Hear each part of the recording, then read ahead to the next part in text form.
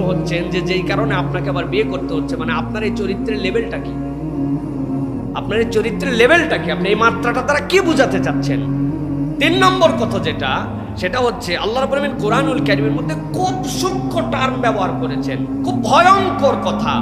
আল্লাহ বলছেন ফানকিহু মা তাবা লাকুম মিনান নিসাই মাসনা ওয়া সুলাসা ওয়া রুবা ফাইন খিফতুম আল্লা তা'দিলু ফাওয়াহিদাতুম।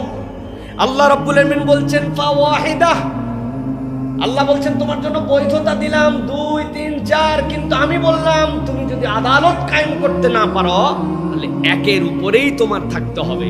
তাহলে দিনের জায়েজের পরে হুকুম একের উপরে। মুহাদ্দিসিনে কেরাম, মুফাসসিরিনে কেরাম এটার ব্যাখ্যা করেছেন। তারা বলেছেন যে এই যে আদালত, এই যে ইনসাফ, এটা কিসের উপরে হবে? 3টা জিনিসের উপরে হবে। 1 নম্বর হচ্ছে ভরণ পোষণ, সময়, ভালোবাসার সমতা, ন্যায় বিচার।